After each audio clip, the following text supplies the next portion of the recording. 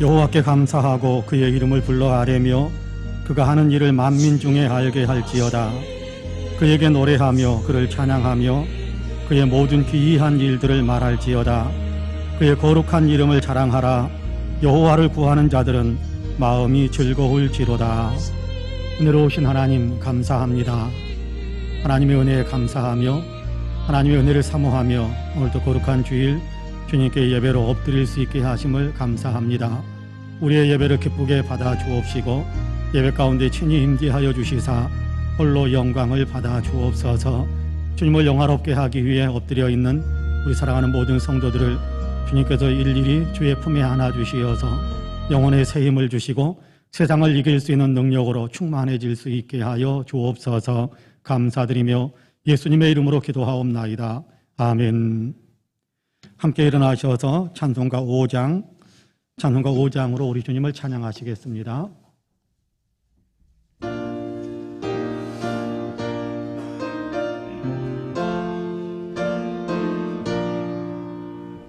이 천지간 만물들 다 복 주시는 주 여호와 전능성부 성자 성령 찬송하고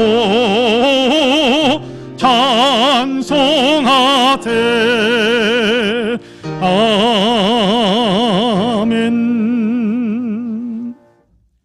성시교독은 교독문 51번입니다. 교독문 51번입니다.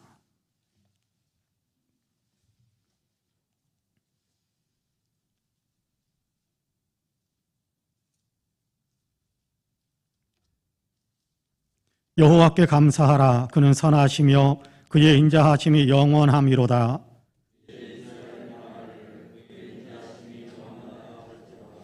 이제 아론의 집은 말하기를 그의 인자하심이 영원하다 할지로다.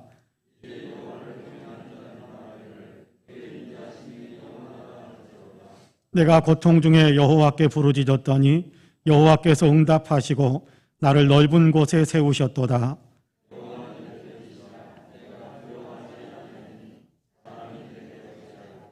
여호와께서 내 편이 되사 나를 좁는 자들 중에 계시니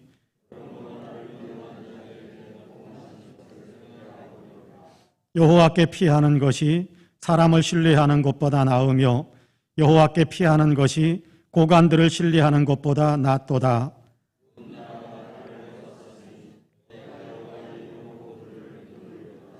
너는 나를 밀쳐 넘어뜨리려 하였으나 여호와께서는 나를 도우셨도다. 여호와는 나의 능력과 찬송이시요 또 나의 구원이 되셨도다. 아멘. 주보에 있는 고백과 간구의 기도를 함께 드리겠습니다. 함께 기도합니다. 자비와 긍휼이 풍성하신 하나님, 거룩한 주일 아침 주님 앞에 겸허한 마음으로 섰습니다. 이 시간 거룩하신 주님 앞에 선 저희의 모습은 한없이 부족하고 추한 존재임을 깨닫게 됩니다. 십자가의 사랑으로 저희를 품어주시건만 저희는 온전히 돌이키지 못한 채 여전히 죄 가운데서 살고 있음을 고백하지 않을 수가 없습니다. 아무렇지도 않게 하나님께서 미워하시는 죄를 저지르고 죄를 범하면서도 그것쯤은 아무것도 아닌 것처럼 여기고 있습니다. 죄가 예수님을 십자가에서 죽게 만들었는데도 저희는 죄의 무거움을 깨닫지 못하고 죄에서 도로서려고도 하지 않고 있습니다. 오 주님, 불쌍히 여겨주시옵소서. 죄를 용서받는 것을 감사하게 생각하며 이제는 죄를 온전히 버리고 거룩한 삶을 살려는 의의 결단을 항상 품게 하여 주시옵소서. 아멘. 개인의 고백과 간구를 하나님께 드립니다.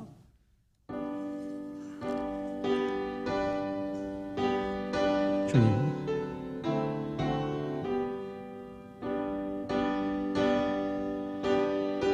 주님, 불쌍히 여기소서. 긍휼히 여기소서.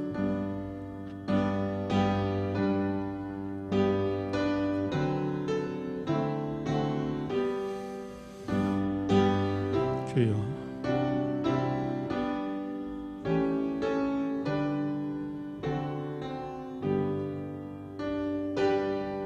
주여 불쌍하소서. 긍휼과 자비로 우리를 구하소서. 강한 권세로 새롭게 하옵소서.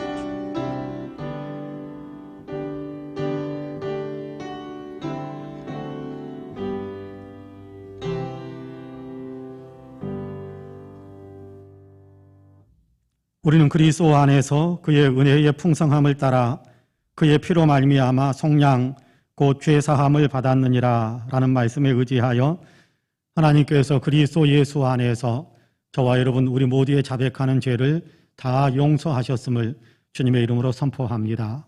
아멘. 신앙 고백하시겠습니다. 전능하사 천지를 만드신 하나님 아버지를 내가 믿사오며 그 외아들 우리 주 예수 그리스도를 믿사오니 이는 성령으로 잉태하사 동정녀 마리아에게 나으시고 본디오 빌라도에게 고난을 받으사 십자가에 못 박혀 죽으시고 장사한 지 사흘 만에 죽은 자 가운데에서 다시 살아나시며 하늘에 오르사 전능하신 하나님 우편에 앉아 계시다가 저리로서 산자와 죽은 자를 심판하러 오시리라. 성령을 믿사오며 거룩한 공회와 성도가 서로 교통하는 것과 죄를 사하여 주시는 것과 몸이 다시 사는 것과 영원히 사는 것을 믿사옵나이다. 아멘. 다 함께 자리에 앉으셔서 찬송가 288장으로 우리 주님을 찬양하시겠습니다.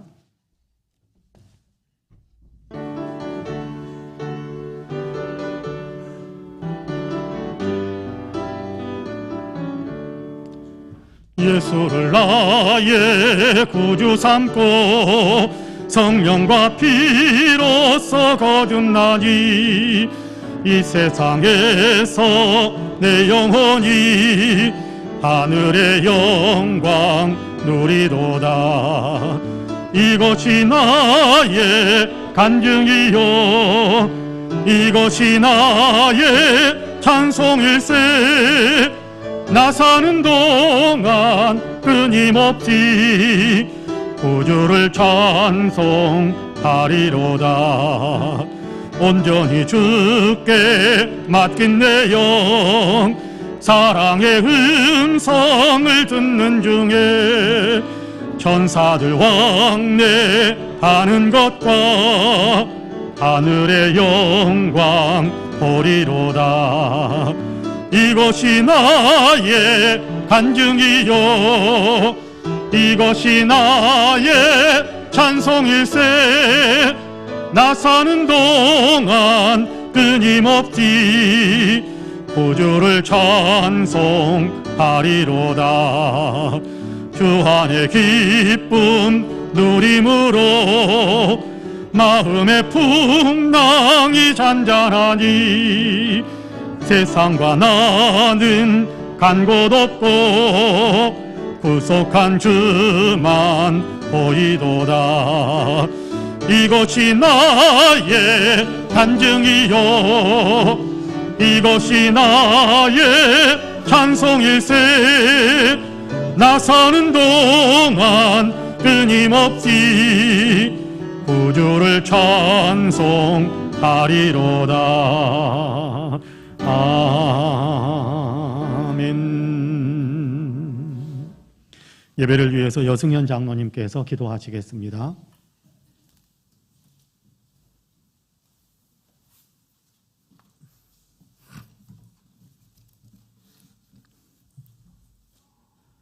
오늘도 우리의 감사와 경배와 찬양을 받으시기에 합당하신 주님, 주님의 이름을 높이 찬양하고 모든 영광을 돌립니다.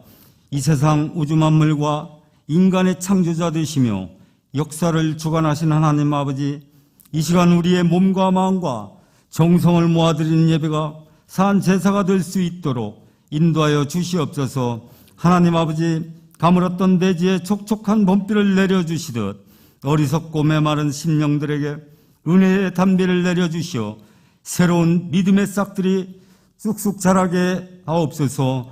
이루의 주님, 오늘은 지난날 조국의 위기에 앞장서 순국한 선열들의 고귀한 희생을 생각하는 66주년 현충일입니다. 특별히 가족을 잃고 슬픔에 잠겨 있는 그 유족들을 위로하여 주시고 절망 중에서 소망으로 살게 하시며 다시는 이 땅에 그 같은 비극이 없도록 도와주시옵소서.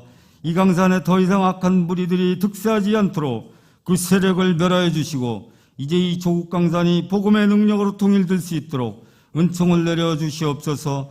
주님의 영광과 승리의 깃발이 온 땅에 부여지게 하옵소서. 주님께서 이 결의의 파수꾼이 되셔서 이 강토를 지켜 주시옵소서. 조국을 위하여 피를 흘리며 산화한 그들의 희생 정신이 오늘 저희들에게도 유산으로 이어지게 하옵소서. 결의와 민족을 위하여 희생하고자 하는 미랄 정신으로 재무장시켜 주시옵소서. 조국의 교회들도 사악한 것들과 결탁하는 일들이 없게 하시고 화평을 이루시기 위하여 십자가의 피를 쏟으신 주님의 희생을 본받게 하셔서 주님의 은혜와 사랑으로 하나가 되는 그날까지 눈물 뿌려 기도할 수 있는 교회들이 되게 하여 주시옵소서. 주님의 몸된 교회를 위하여 충성하는 재직들을 기억하시고 그들의 수고를 통해서 온 교회가 충만해지고 주님의 크신 영광이 드러나게 하시며 믿음의 아름다운 열매가 알알이 맺혀지는 기쁨의 역사가 있게 하옵소서. 특별히 주일학교와 청소년들을 위해 기도합니다. 어린 학생들에게 먼저 믿음을 주시옵소서. 성령께서 함께 하시어 꿈을 주시고 그것을 이룰 수 있는 지혜와 능력도 허락하셔서 하나님의 영광을 나타낼 수 있는 훌륭한 믿음의 자녀들이 되게 하옵소서. 또한 청소년들에게도 믿음의 믿음을 더하셔서 말씀을 온전히 붙들고 살게 하옵소서. 말씀과 기도로 이 어두운 세대를 능히 이기기를 원합니다. 청소년들이 주님의 교회를 든든히 세우는 귀중한 일꾼으로 쓰임받게 하시고 헌신을 통해서 더욱 건강한 교회, 젊은 교회가 되게 하시고 독수리가 바다에 기치고 올라감같이 강한 믿음으로 힘있는 송파 은혜교회가 되게 하여 주시옵소서. 늘 그들을 위해 기도로 준비하고 사랑으로 양육하는 교사들에게도 은혜를 베풀어 주시옵소서. 날마다 우리의 삶 속에서 성령의 열매를 맺기 원하시는 주님, 우리가 성령의 충만한 가운데 거하게 하옵소서. 우리로 하여금 성령의 온전한 통치 안에 살게 하셔서 날마다 우리의 인격이 변화되게 하옵소서. 성령님, 우리로 하여금 행함의 믿음을 주옵소서. 우리 안에 사랑과 희락과 화평과 오래 참음과 자비와 양선과 충성과 온유와 절제가 있기를 소원합니다. 성령의 열매를 맺음으로 우리가 성령의 사람임을 드러내게 하옵소서. 연약한 마음을 강하게 하시고 기도할 바를 모를 때 우리를 도우시며 연약한 육체 위에 치유의 은총을 허락하여 주시옵소서. 성령의 은사를 주셔서 주님을 섬기는데 부족함이 없게 하옵소서. 이 시간 단위에 세우신 박지희 담임 목사님을 영육간에 강건하게 붙드셔서 말씀을 전하실 때마다 목마른 영혼들이 생명수를 풍족하게 마시는 은혜 충만한 시간이 되게 하옵소서. 주님 영광 홀로 받으실 줄 믿사옵고 우리를 구원하여 주신 예수 그리스도의 이름으로 간절히 기도드립니다. 아멘.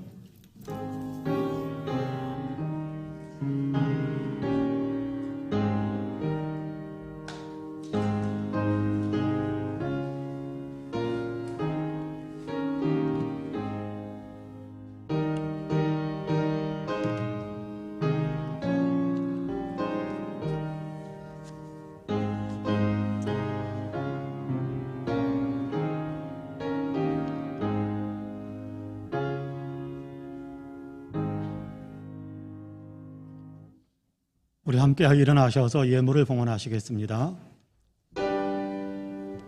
모든 것이 주께로부터 왔으니 이 예물을 주께 드리나이다.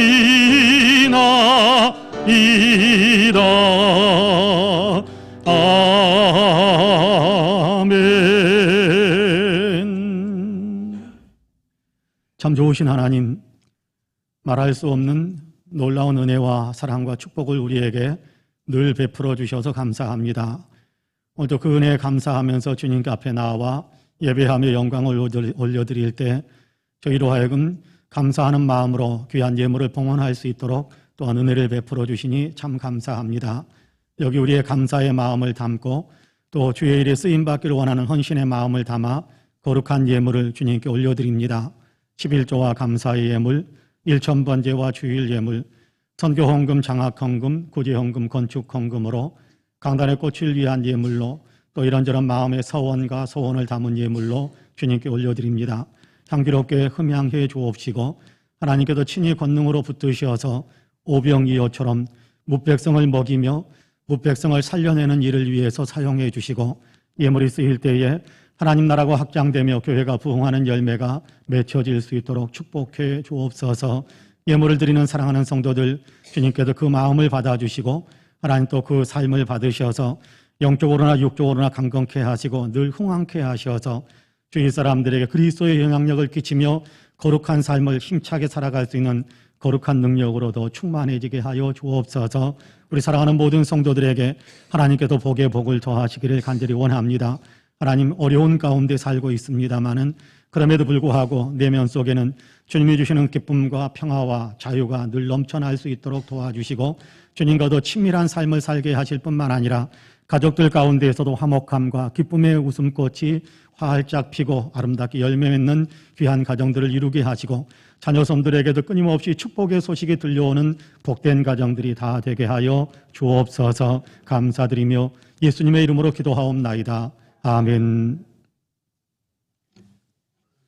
교회 소식을 말씀드리겠습니다. 여러분 공예배 회복을 위해서 많이 기도해 주시기를 바랍니다. 그러기 위해서는 우리가 방역 지침을 잘 지켜서 이렇게 코로나가 더 이상 퍼져나가지 못하게 하는데 우리가 일익을 담당할 수 있어야 되겠습니다. 기도도 많이 해주시고 방역 지침을 또 잘 지켜주시고 또 예방접종도 많이 참여하시면 이렇게 방역 체계가 더 온전해져서 우리의 공예배가 더 속히 회복될 수 있으리라고 믿습니다. 그렇게 협조해 주시면 감사하겠습니다.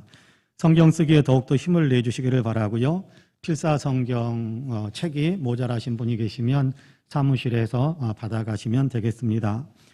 서울 동로의 임원 및 각 위원회 위원장 서기 연석회의가 8일 오후 2시에 우리 교회에서 모이게 됩니다. 좋은 모임으로 또 건강하고 안전하게 진행될 수 있도록 여러분 위해서 기도해 주시면 감사하겠습니다. 저는 이번 주 목요일 날 오후 1시 반에 총회 교제 집필자 화상회의, 이렇게 줌 화상회의를 하기 때문에 저는 제 방에서 사무실에서 아마 서너 시간 같이 이렇게 밖에 나오지 않고 회의를 진행하게 될 것 같습니다. 오늘 2부 예배 후에 임시 재직회로 모이겠습니다. 긴급하게 의논해야 될 내용이 있어서 임시 재직회를 소집하는 거니까요. 재직들께서는 참석하셔서 또 생각하는 바들을 이야기해 주시고 또 같이 의논에 참여해 주시면 감사하겠습니다. 오늘 우리 교회 처음 이렇게 얼굴을 보인, 그렇죠. 오늘 우리 교회 처음 오셨죠? 처음 오시면 우리가 축복하면서 박수 한번 하거든요. 한번 일어나 주시면 우리 축복하면서 박수 한번 하도록 하겠습니다. 감사합니다. 감사합니다. 어려운 데인데 또 와서 같이 예배에 참여해 주셔서 감사합니다. 이번 주간에 또 생신 맞으신 분들이 있습니다. 임태영 청년, 장성환 장로님, 서문정 청년인데 장성환 장로님만 우리 예배에 참석하셨습니다. 우리 장성환 장로님 축복의 박수 한번 뜨겁게 해주시면 감사하겠습니다. 감사합니다. 이상 교회 소식을 말씀드렸습니다. 이제 오늘 우리에게 주신 하나님의 말씀을 봉독하겠습니다. 고린도전서 12장입니다. 신약성경 고린도전서 12장.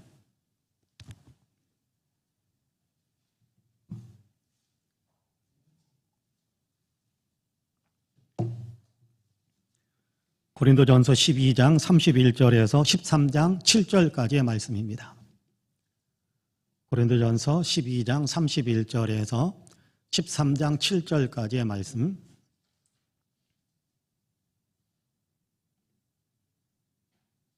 제가 봉독하겠습니다. 12장 31절에서 13장 7절까지 제가 봉독합니다. 너희는 더욱 큰 은사를 사모하라. 내가 또한 가장 좋은 길을 너희에게 보이리라. 내가 사람의 방언과 천사의 말을 할지라도 사랑이 없으면 소리나는 구리와 울리는 꽹과리가 되고 내가 예언하는 능력이 있어 모든 비밀과 모든 지식을 알고 또 산을 옮길 만한 모든 믿음이 있을지라도 사랑이 없으면 내가 아무것도 아니요 내가 내게 있는 모든 것을 구제하고 모든 것으로 구제하고 또 내 몸을 불사르게 내줄지라도 사랑이 없으면 내게 아무 유익이 없느니라. 사랑은 오래 참고 사랑은 온유하며 시기하지 아니하며 사랑은 자랑하지 아니하며 교만하지 아니하며 무례히 행하지 아니하며 자기의 유익을 구하지 아니하며 성내지 아니하며 악한 것을 생각하지 아니하며 불의를 기뻐하지 아니하며 진리와 함께 기뻐하고 모든 것을 참으며 모든 것을 믿으며 모든 것을 바라며 모든 것을 견디느니라. 아멘. 이 말씀에 큰 은혜가 있기를 원합니다. 할렐루야. 눈으로만 하는 겁니다. 눈으로만 옆에 있는 분들과 인사 한번 할까요? 하나님이 당신을 참 사랑하십니다. 눈으로만 인사 한번 하는 겁니다. 하나님이 당신을 참 사랑하십니다. 나도 당신을 사랑합니다. 한 번 더 할까요? 나도 당신을 사랑합니다. 한 번 더 인사할까요? 당신 참 괜찮은 사람입니다. 인사 한 번 더 합시다. 참 괜찮은 사람입니다. 네, 감사합니다. 천종호 판사라는 이름을 아마 들어보셨을 겁니다. 세간에는 소년부 사건 전문 판사로 그렇게 알려져 있습니다. 이분이 6천여 번의 소년범 재판을 진행하면서 그 아이들과 만나서 대화하는 과정 속에서 그들이 그렇게 문제를 일으키게 되었던 가장 큰 결정적인 원인 가운데 하나는 부모의 사랑조차 받아본 적이 없었기 때문이다라는 사실을 알게 됩니다. 그래서 가정에서 받지 못한 사랑이라고 할지라도 사회에서라도 그런 사랑을 받게 하자라는 마음으로 청소년 회복센터라는 대한가정운동을 시작하고 있습니다.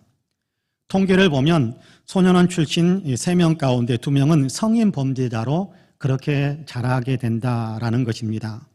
그러나 누군가에게 따뜻한 배려를 받으면 그것이 소중한 추억이 되고 상처를 치유할 수 있게 되어서 사회적으로 건강한 사람으로, 건강한 성인으로 성장해 갈 수 있는 힘을 얻게 되더라라고 합니다.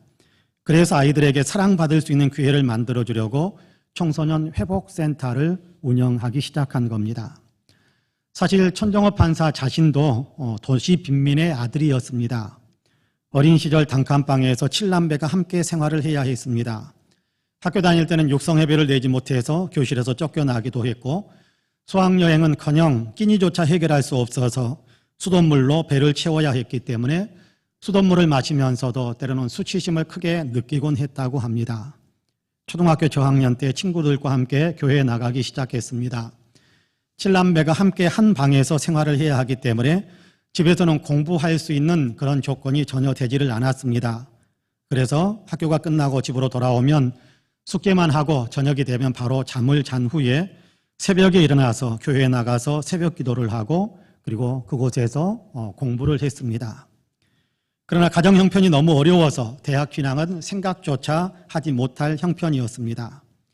대학 원서 마감날 혼자서 터덜터덜 걸어가다가 친구를 만났는데 친구가 원서 마감 시간이 다 됐는데 여기서 뭐 하느냐고 묻자 내 처지에 무슨 대학이냐고 대답을 했다고 합니다. 그래야 친구는 야 그게 무슨 소리야 서둘러 그러면서 그의 손을 끌고 서점으로 가서 입시 원서를 사줬습니다. 아마 그러려고 일부러 찾아다니다가 아마 만나게 된 것 같습니다. 당시에는 서점에서도 원서를 팔았거든요. 그래서 원서를 작성해가지고 부산대학교로 달려가니까 원서 마감 30분 전이었습니다. 그렇게 해서 대학 진학을 할 수 있었고 사법시험에 합격을 해서 판사가 될 수 있었습니다. 그때 원서를 사준 친구가 지금 세무사를 하고 있는 박명규라는 친구인데요. 천판사는 사람들 앞에서 이야기할 때면 그 친구를 그때 하나님이 보내주셨던 천사였다라고 소개를 하곤 합니다. 그리고 이 사연을 다른 사람들 앞에서 이야기하면서도 여러분의 배려가 누군가에게는 삶의 전환점을 만들어준다라는 이야기를 늘 하곤 합니다. 그 친구의 그 배려, 그 친구의 도움이 자기의 인생을 이렇게 바꿔 놓았다라는 그런 의미입니다. 관심을 가져주고 배려해 주는 것, 이것을 사랑이라고 말할 수 있을 겁니다. 오늘 우리가 읽은 말씀은 사랑을 이야기하고 있습니다. 사랑을 가리켜서 더욱 큰 은사라고 말하고 사랑을 가리켜서 가장 좋은 길이라고 그렇게 우리에게 들려주고 있습니다. 12장 31절 말씀에서 그렇게 이야기하는데요. 여러분 31절 말씀을 같이 한번 읽어볼까요? 31절 같이 읽습니다. 시작. 너희는 더욱 큰 은사를 사모하라. 내가 또한 가장 좋은 길을 너희에게 보이리라. 할렐루야. 고린도전서 12장, 13장, 14장은 3장에 걸쳐서 성령의 은사에 대한 얘기를 길게 설명을 해주고 있습니다. 12장에서는 성령의 다양한 은사들을 소개해주고 있는데요. 성령의 다양한 은사들을 소개한 후에 그 마지막 절인 31절에서 가장 큰 은사, 가장 좋은 길을 여러분에게 이야기해 주겠다라고 하면서 곧바로 13장 1절을 시작하게 되는데 13장 1절에서부터 하시는 말씀은 사랑에 관한 말씀입니다. 그러니까 사랑이 더욱 큰 은사고 사랑이 가장 좋은 길이다라는 사실을 나타내고 있는 겁니다. 13장에서는 사랑이 없으면 다른 모든 것들은 아무것도 아니다라고 이야기하면서 오직 사랑만이 영원하다라는 사실을 우리에게 강하게 가르쳐 줍니다. 그리고 14장에서는 방언의 은사와 예언의 은사, 당시 고린도 교회에서는 누가 더 큰 은사냐, 누가 더 위대한 은사냐라는 것으로 싸움이 붙었던 그런 은사의 어떤 활용이 있었는데 그런 방언의 은사와 예언의 은사를 사랑으로 행해야 된다. 그러면서 사랑으로 행하는 길에 대한 얘기를 가르쳐주고 있습니다. 그 가운데서 오늘 우리는 더욱 큰 은사요, 가장 좋은 길인 사랑에 대한 말씀을 같이 읽었습니다. 본문에서 말하는 사랑은 헬라어로 아가페라고 되어 있습니다. 아가페라는 단어는 나사렛 예수 그리스도 안에서 하나님께서 우리에게 나타내 주시는 그런 사랑을 설명할 때 사용하는 그런 단어입니다. 사실 헬라 문화권에 대한 연구를 하던 학자들에 의하면 성경이 기록될 당시 그 이전에는 아가페라는 단어를 그렇게 사용하지 않았다고 합니다. 근데 이 아가페라는 단어를 하나님의 사랑을 나타내기 위해서 성경에서 특별히 더 끌어와서 사용하기 시작했다라는 그런 연구 내용을 읽어본 적이 있습니다. 레온 모리스라는 신약 성서의 탁월한 박사는 이 아가페 사랑은 무가치한 사람들을 향한 사랑이다. 사랑이신 하나님에게서 나오는 사랑이다. 상대방이 그 사랑을 받을 자격이 있는지 없는지 생각하지 않고 다른 사람들에게 풍성하게 베풀어주는 사랑이다. 그것은 사랑받는 쪽의 공로 때문에 나오는 것이 아니라 사랑하는 자의 성품에서 흘러나오는 사랑이다. 그렇게 설명을 해주고 있습니다. 예수님께서는 예수님을 따르는 사람은 모두 다 하나님의 이 아가페의 사랑을 받은 사람들이다. 그러면서 이 아가페의 사랑을 먼저 받은 사람들이기 때문에 이 아가페의 사랑을 실천하면서 행하면서 살아야 된다라고 말씀하셨습니다. 이제 우리는 이 사랑을 함께 좀 배우려고 합니다. 바라기는 말씀을 나누는 이 시간 성령의 은혜가 우리 가운데 더 풍성히 임하셔서 우리로 하여금 더욱 큰 은사, 사랑의 은사를 발휘하면서 살아가는 사람들로 영적 무장이 될 수 있게 되기를 주님의 이름으로 간절히 축복합니다. 아멘. 첫째로 사랑 없이는 아무것도 아니다라는 얘기를 먼저 시작하고 있습니다. 아무리 대단하고 아무리 위대한 사람 같아도 그 사람에게 사랑이 없으면 그 사람은 아무것도 아니랍니다.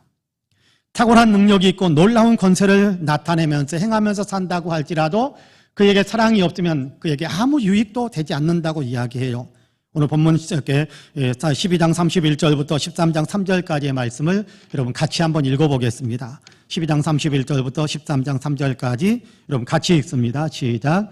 너희는 더욱 큰 은사를 사모하라. 내가 또한 가장 좋은 길을 너희에게 보이리라.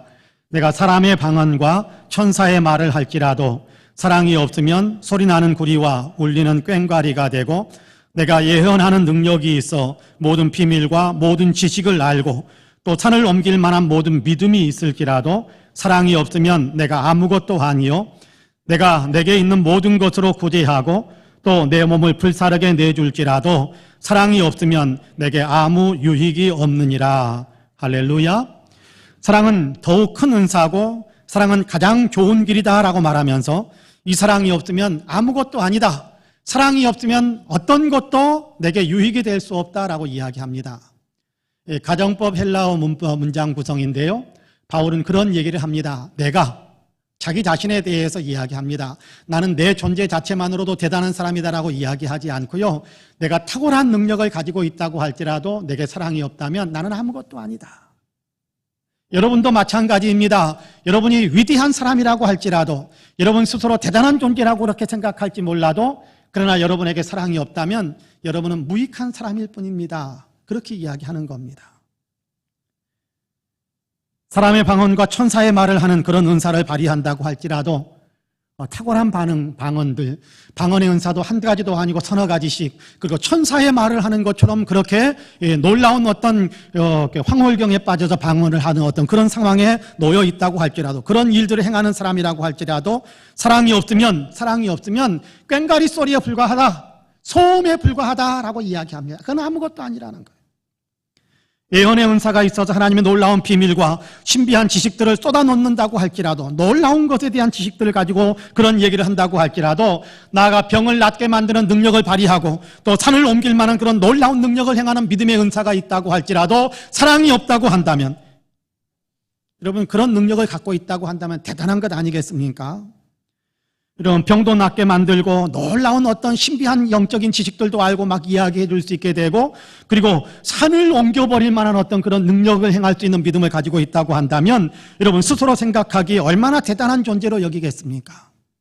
우쭐거릴 수 있을 겁니다. 내가 대단한 사람이다. 주변 사람들도 야, 대단한 능력을 가진 사람이다. 하나님께서 특별한 존재로 그를 세워주셨는가 보다, 하나님께서 나를 특별한 존재로 세웠다라고 우쭐거릴 수 있을지 모르지만, 그러나 사랑이 없으면 그런 능력의 은사를 행한다고 할지라도 하나님 앞에서 아무것도 아니다라고 이야기해요. 아무것도 아니다. 고린도전서 8장 1절에서는 그런 얘기를 우리에게 들려주지요. 지식은 교만하게 하고 사랑은 덕을 세우게 만든다. 여기에서 말하는 지식이라는 것은 세상 지식을 이야기하는 것도 아니며, 물론 세상 지식도 포함할 수 있겠습니다만, 그러나 신령한 지식, 신비한 지식, 사람들은 감히 상상할 수 없는 깊은 영적 세계의 지식을 가지고서 그런 것들을 다른 사람들에게 이야기해 준다고 할지라도, 다른 사람보다 영적인 지식과 영적인 능력이 더 많이 있다고 할지라도, 어쩌면 그런 지식과 능력이 많아지면 교만해져서 우쭐거리고 다른 사람을 무시할 수 있게 될 텐데, 그런 것들이 많이 있다고 할지라도 그것은 스스로를 거만하게 만들고 넘어지게 만드는 것이지 덕을 세우는 그런 사랑이 아니다라고 이야기하면서, 사랑이 없다면 아무것도 아니다라고 이야기합니다. 본문에 계속해서 이어져서 말씀하시는 3절에서는 한 걸음 더 나아가 내가 가진 모든 것을 다 쏟아부어서 다른 사람을 구제하는 일을 하고, 심지어는 내 자신을 불에 태우는 희생을 하는 어떤 그런 일을 한다고 할지라도, 여러분, 이런 일이 있다고 한다면 얼마나 아름다워 보이겠습니까? 자기의 소유를 다 그냥 내어서 가난한 사람들에게 나누어 주었다. 또 내가 내 자신을 희생하는데 내 자신을 불살을 정도로 내 자신을 내어주면서 다른 사람들을 위해서 일한다. 아마 그런 어떤 마음들을, 그런 어떤 일들을 할 수 있을지 모르겠습니다. 그러면 얼마나 대단해 보이겠습니까? 얼마나 위대해 보이겠습니까? 그러나 그럼에도 불구하고 거기에 사랑이 없다면, 사랑의 어떤 동기가 나타나지 않는다면, 사랑의 어떤 행위가 나타나지 않는다면 그것은 아무런 유익이 되지 않는다라는 겁니다. 하나님께 인정받을 수 없게 되는 것이다라고 이야기하는 겁니다. 사랑이 없으면 아무것도 아니다라고 이야기해요. 여러분, 은사가 나쁘다고 이야기하는 것 아닙니다. 은사는 좋은 것입니다. 성령님께서 주시는 것이니까 얼마나 좋은 것인지 모릅니다. 은사는 신령하고 좋고 아름답고 거룩한 것입니다. 그러나 그 은사를 사용하는 사람이 사랑이 없다면 그 은사 사용은 하나님의 영광을 드러내지 못하게 된다는 것이지요. 은사는 유익을 위해서 필요한 사람들에게 성령께서 나누어 주신다라고 12장에도 가르쳐 주는데, 무슨 유익입니까? 은사를 사용하면서 나타나야 될 유익이 어떤 유익입니까? 교회가 교회다워지고 교회가 더 화목해지고 성도가 성도다워져서 하나님의 영광을 나타내고 복음 전하는 일을 이루게 되는 것을 가르쳐서 유익이다, 이익이다 그렇게 이야기하는 겁니다. 그런데 은사를 사용하는 사람이 사랑 없이, 주님의 마음이 없이 이기적이고 세속적인 의도와 목적으로 행한다면 거기에는 전혀 유익이 나타날 수 없다라는 겁니다. 사랑이 없으면 그렇게 된다라는 거지요. 그러므로 사랑 없는 사람이 되지 말고 사랑 있는 사람이 되어야 한다라고 우리에게 권면하시는 겁니다. 주님을 믿는 사람이 사랑의 주님처럼 그렇게 사랑의 사람이 되어야 한다라고 말씀하시는 겁니다. 저는 우리 교회를 위해서 기도할 때 늘 성령 충만한 교회가 되기를 원해서 많이 기도합니다. 정말 성령 충만한 교회가 되기를 많이 기도하지요. 성령 충만한 교회, 성령 충만한 성도들이 되도록, 그래서 뜨겁고 열정적인 성도, 뜨겁고 열정적인 교회가 되도록 위해서 많이 기도합니다. 그런데 사랑이 없이 그냥 뜨겁기만 한다면 문제가 있다고 주님은 말씀하십니다. 열정의 불길이 피어오르고 거룩한 능력들이 나타나고 많은 사람들이 교회로 몰려들어서 예배당이 가득 차고 넘치는 부흥하는 교회, 저는 사모하고 기도하고 있습니다. 그럼에도 사랑이 없이 이런 일이 진행된다면 아무것도 아니고 아무런 유익도 낼 수 없다라고 주님께서 말씀하고 있는 겁니다. 사랑이 있어야 한다는 거지요. 주님을 향한 뜨거운 사랑이 있어야 한다. 주님을 향한 그 뜨거운 사랑이 바로 옆에 있는 성도들에게도 흘러가서 옆에 있는 성도들을 사랑하는 뜨거운 사랑의 열정이 있어야 된다. 그렇게 이야기하는 겁니다. 성령께서 이끄시는 교회는 사랑이 충만한 공동체입니다. 여러분 아세요? 성령의 열매 9가지를 이야기할 때 가장 먼저 나오는 것이 이렇게 사랑이지요. 오늘 우리가 읽은 본문 고린도전서 12장과 또 13장에 이어지는 내용은 은사 가운데 가장 큰 은사는 사랑이라고 이야기합니다. 그러니까 사랑은 성령의 열매 가운데서도 1번으로 나오고, 여러분 또 성령의 은사 가운데서 가장 큰 것이라고 이야기해요. 그러니까 성령이 충만하고 성령이 역사한다는 것은 어떤 내용으로 나타나느냐 하면 사랑 가득한 것으로 나타난다는 겁니다. 성령께서 이끄시는 교회는 사랑이 충만한 공동체이지요. 주님은 오늘 우리에게 그렇게 말씀하고 있는 겁니다. 더 좋은 은사, 가장 좋은 길은 사랑이다. 그러므로 사랑을 사모하는 사람이 되어라. 사랑을 실천하는 사람이 되어라. 사랑하는 사람이 되어라 라고 말씀하는 겁니다. 사랑하는 사람이 되기 위해 기도하고, 사랑하는 마음이 내게 이렇게 없다면 사랑하는 마음이 내 안에 이루어지도록 위해서 사모하면서 기도하고, 사랑의 실천이 내게서 나타나지 않는다면 사랑을 실천하기 위해서 애쓰고 노력하는 사람이 되어라 라고 이야기하는 겁니다. 그렇습니다. 우리 성도님들께서는 사랑이 가득한 성도가 되시기를 축복합니다. 성도님들이 사랑으로 무장된다면 우리 교회는 사랑 충만한 교회가 될 수 있다고 저는 분명히 믿습니다. 진실로 주님이 기대하고 바라시는 그런 교회가 되는 겁니다.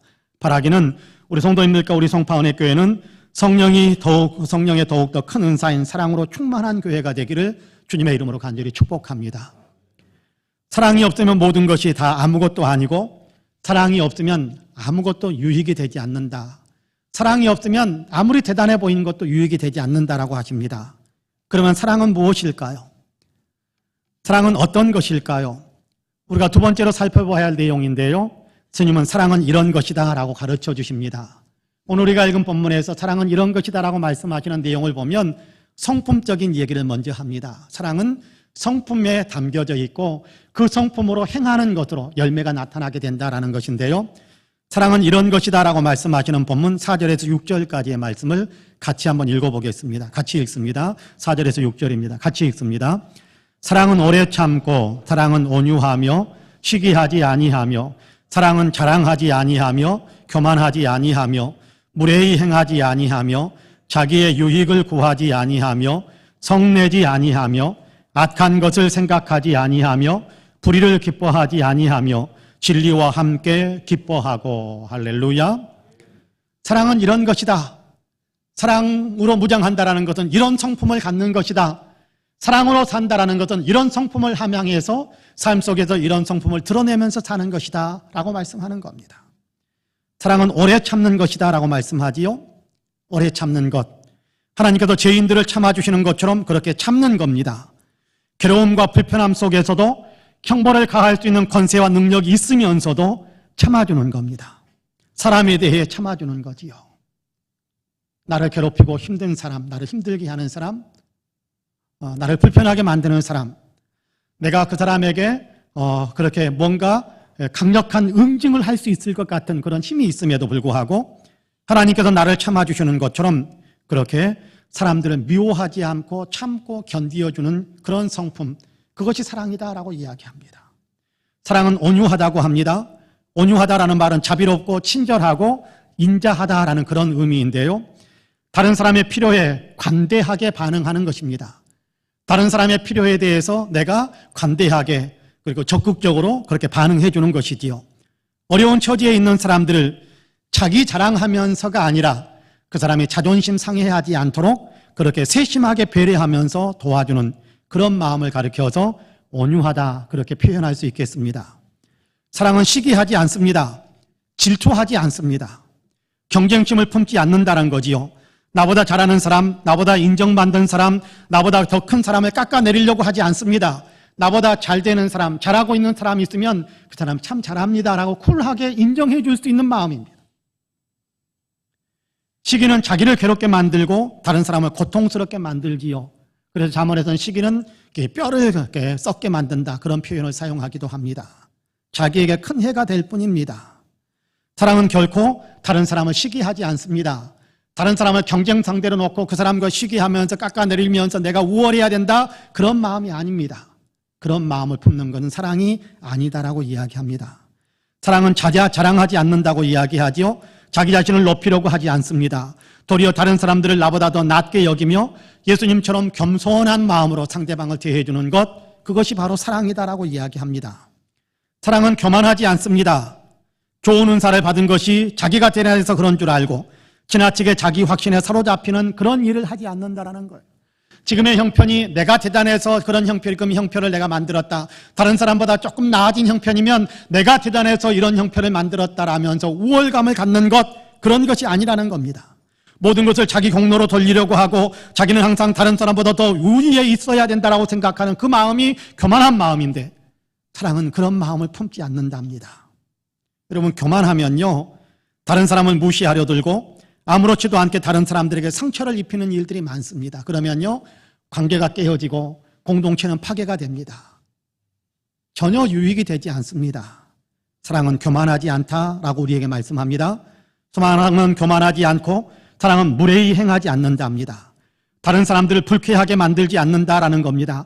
나만 좋으면 된다는 식으로 그런 오만함이 무례를 범하게 만듭니다.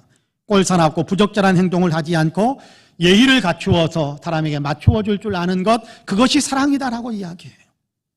사랑은 자기의 유익을 구하지 않는답니다. 이기심에 사로잡히지 않는다라는 것이지요. 다른 사람에게 필요한 것이 무엇인지를 먼저 생각하면서 다른 사람의 유익을 챙겨줄 줄 아는 것, 그것이 사랑이다라고 이야기하는 겁니다. 사랑은 성내지 않습니다. 사랑은 절대 화내지 않는다, 그런 얘기 아닙니다. 사랑은 필요치 않는 것에 성내지 않는 겁니다.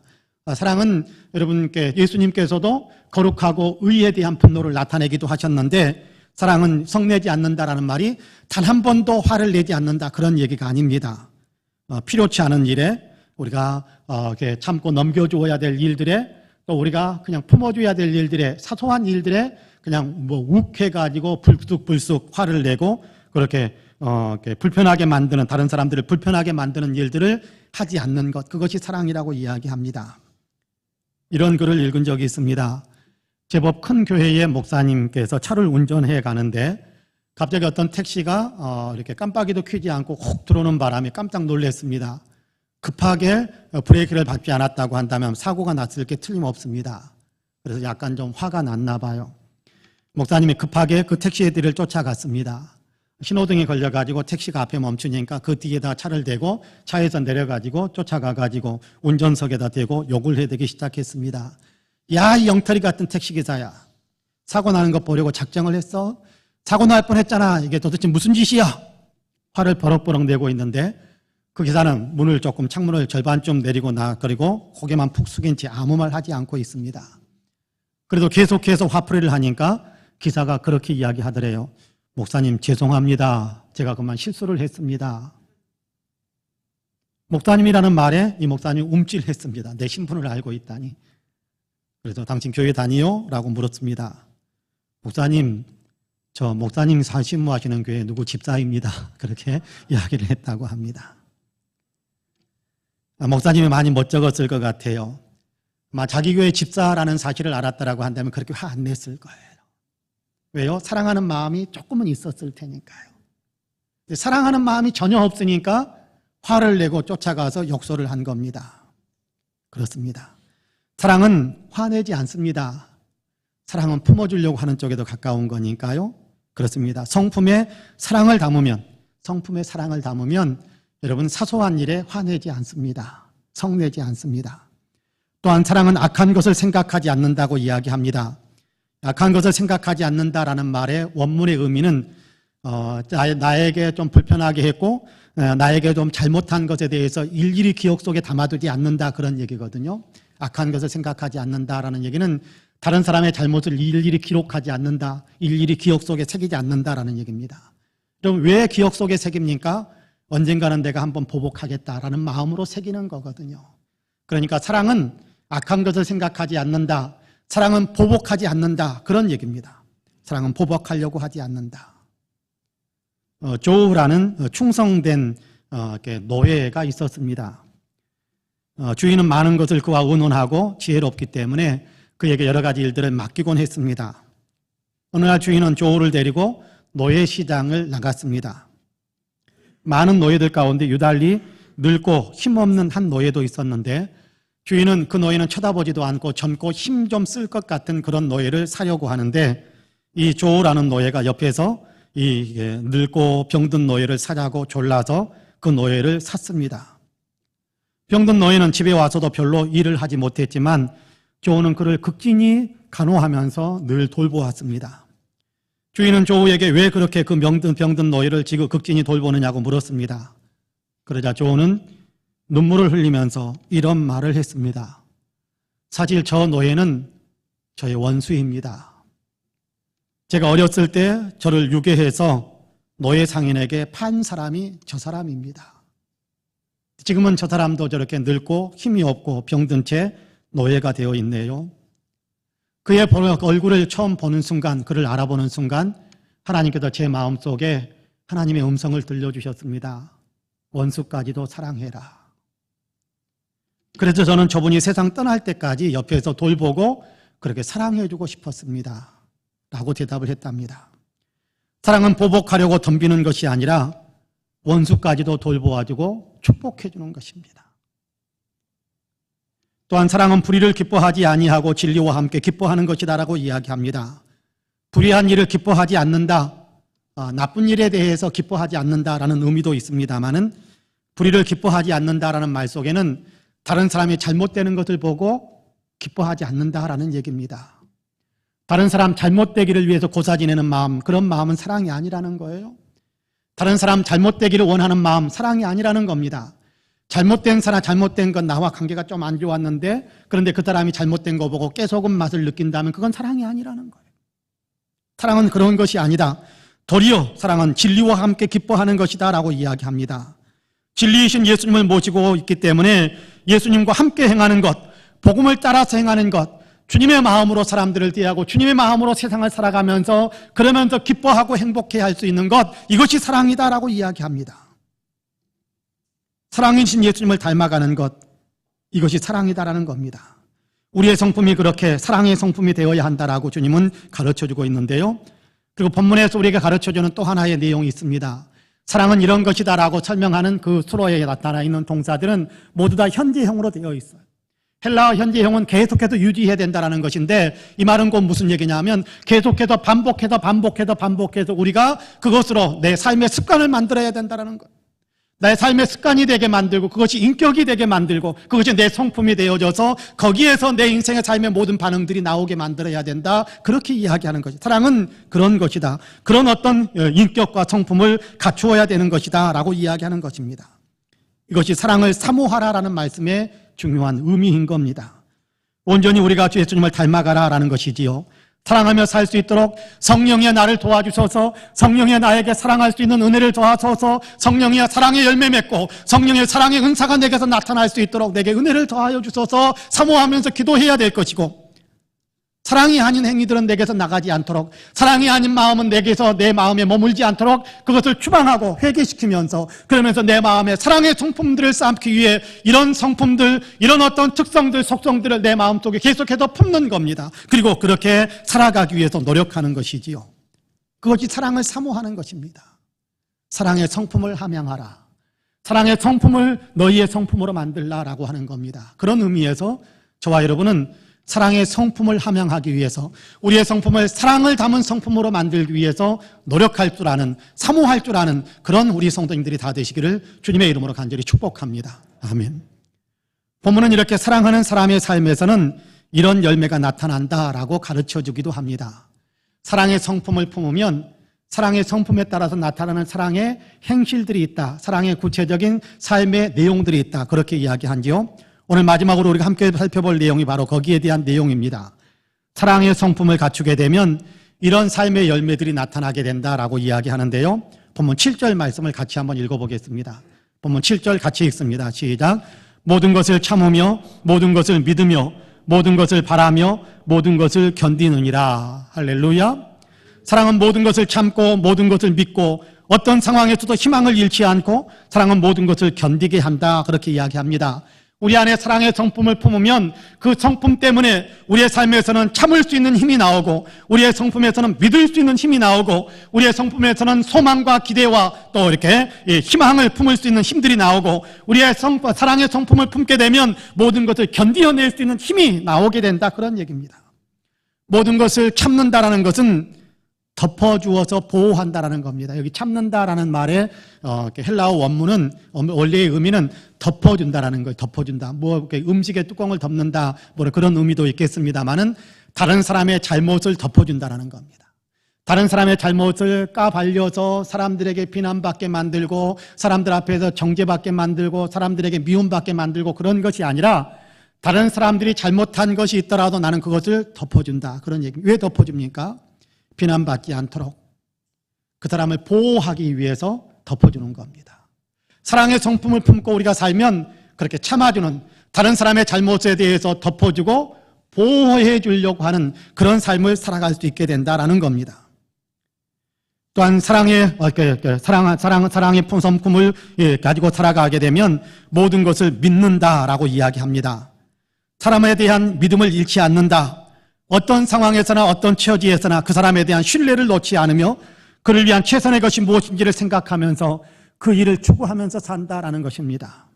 그가 나를 실망시켰어도, 그가 나를 불편하게 만들었어도 그럼에도 불구하고 그 사람에 대한 신뢰감을 던져버리는 것이 아니라 그 사람에 대한 신뢰감을 계속해서 붙들고 살아가는 그런 힘이 사랑의 성품에서 흘러나온다는 겁니다. 우리가 그런 삶을 살아야 된다는 것이지요. 모든 것을 바란다라는 것은 희망을 품는 것을 이야기합니다. 쓰러지고 넘어졌다고 해서 그 사람을 외면해버리는 것이 아닙니다. 그럼에도 다시 일어서서 더 좋은 삶으로 나아갈 것이라는 기대감을 갖는 겁니다. 하나님께서 우리에게 그렇게 대해 주셨듯이 우리도 그 사람에 대해서 희망을 가져주고 기대감을 가져주고 더 잘 되도록 축복해 주는 것이지요. 넘어졌다고 무시하는 것 아닙니다. 망했다고 내버리는 것이 아닙니다. 이 사람이 더 좋은 인격 갖출 줄 알았는데 인격이 형편없네 라면서 외면하는 것이 아닙니다.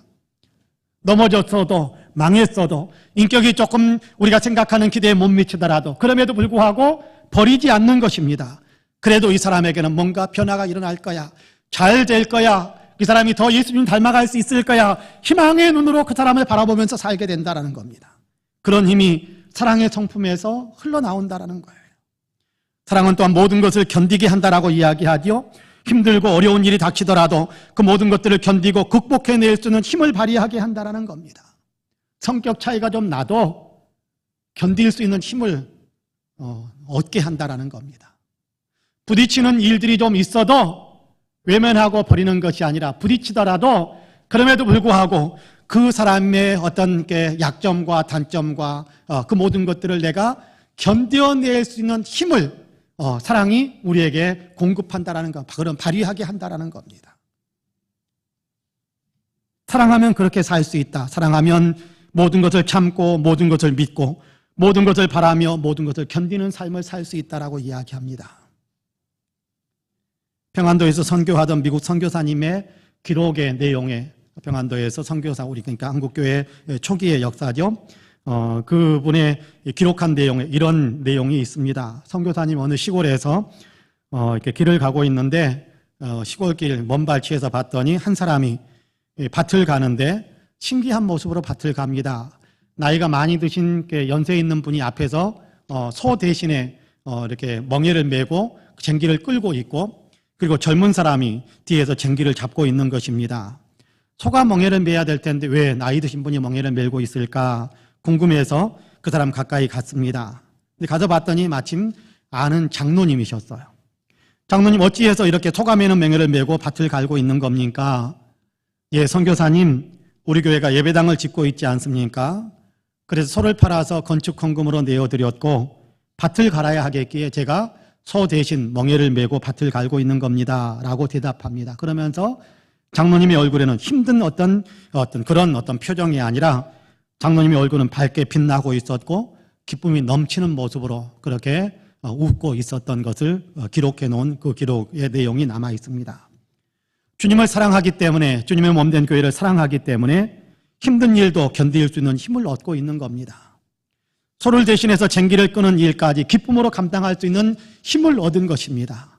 사랑하면 이렇게 견딜 수 있게 되는 거예요. 사랑하면 이렇게 감당해낼 수 있게 된 거예요. 주님을 사랑할 때만 이런 힘이 나오는 것은 아닙니다. 사람을 사랑할 때에도 이런 힘은 똑같이 나오게 됩니다. 사람을 사랑할 때에도 그 사랑은 내면에서 우리로 하여금 알지 못하는 기쁨이나 우리가 전혀 생각하지 못했던 일들을 감당할 수 있는 힘을 발휘할 수 있게 만드는 겁니다.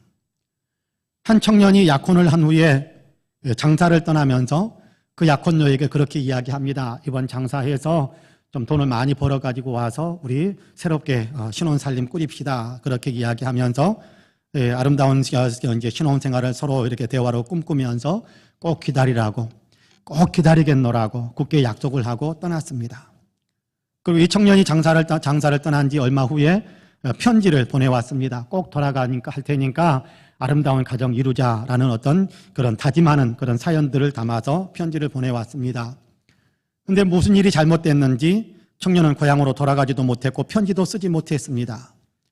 처녀의 집에서는 난리가 났습니다. 1년을 기다려도 안 오지, 2년을 기다려도 안 오지, 돌아오지도 않고 연락도 없는 것이 불안하기도 하고 불길하기도 하고 그냥 이렇게 마냥 있어서는 안 될 것 같았습니다. 그래서 돌아오지도 않고 연락도 전해 오지 않는 사람 기다리지 말아라. 죽었는지 살았는지도 모르는데 어떻게 계속 이렇게 기다리기만 할 것이냐. 더 늦기 전에 이제 좋은 사람 만나서 너도 결혼해라 라고 다그치며 야단이 났습니다. 그렇게 10년의 세월이 흘러버렸습니다. 10년 만에 청년이 장사에 좀 성공한 모습으로 고향에 돌아왔습니다. 약혼녀는 여전히 그를 기다리고 있었습니다. 너무나도 고맙고 감사했습니다. 그래서 물었습니다. 어떻게 그 많은 시험과 유혹을 뿌리치고 10년 동안이나 나를 기다릴 수 있었어? 그러니까 이 약혼녀가 10년 전에 그 남자에게서 받았던 낡아 빠진 편지 한 통을 꺼내 보이면서 여기에 꼭 돌아가서 행복한 가정을 만듭시다 라고 기록해 놓았잖아요. 이 말을 믿고 위로를 받으면서 기다렸노라 라고 말하는 것이었습니다. 사랑하기에 약혼자를 믿은 것입니다. 사랑하기에 반드시 돌아올 것을 기다리고 견딘 것이지요. 그렇습니다. 사랑하면 이렇게 참고 견디며 희망을 품고 기다릴 수 있는 힘을 얻습니다. 자녀가 좀 못나 보여도 우리가 생각하는 것대로, 생각하는 대로 움직여주지 않아도 자녀를 사랑하기 때문에 우리는 기다려주잖아요. 견디어주지 않습니까?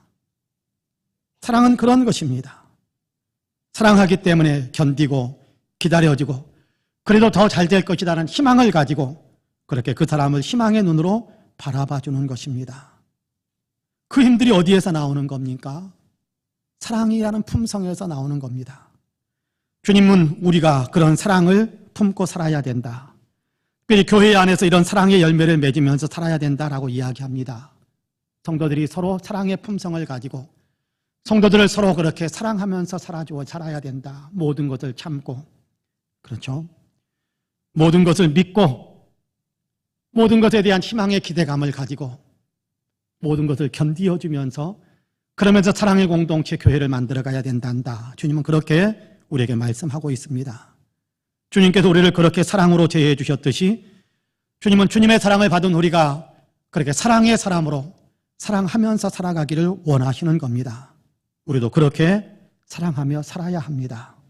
예수님처럼 그렇게 온유하고 겸손하게 포기하지 않고 항상 품어주면서 사랑하면서 사는 것이 교회입니다.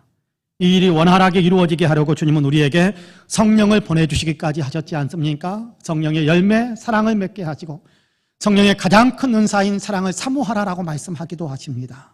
그렇습니다. 성령으로 충만한 성도, 성령으로 충만한 교회가 되기 위해 더욱 성령 충만함을 사모하시기를 바랍니다. 성령 충만함은 곧 사랑 충만함이기도 합니다. 그러므로 바라기는 항상 성령의 충만함을 사모하며 사랑의 충만함을 사모하면서 사랑의 품성으로 우리의 인격이 변화되어지고 사랑의 그런 성품으로 이웃을 항상 대해 줄 수 있는 우리 모든 성도님들이 되시기를 주님의 이름으로 간절히 축복합니다. 아멘. 기도하겠습니다. 오늘 오신 아버지 하나님 감사합니다.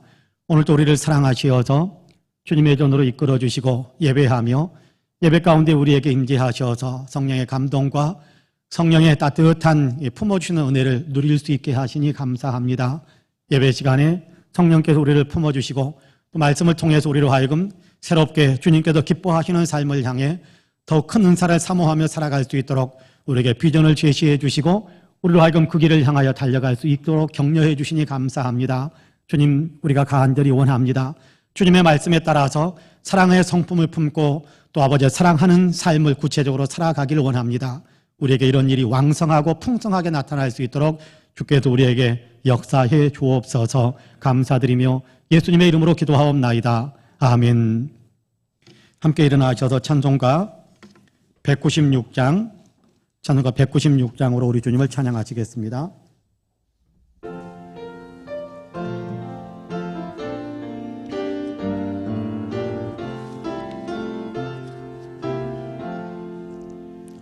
성령의 은사를 나에게 채우사 주님의 사랑 본받아 나 살게 하소서. 성령의 은사를 나에게 채우사 정결한 마음 가지고 나 행케 하소서. 성령의 은사를 나에게 채우사 더러운 세상 탐욕을 다해워 주소서. 성령의 은사를 나에게 채우사 영원한 주님 나라에 나 살게 하소서. 아멘.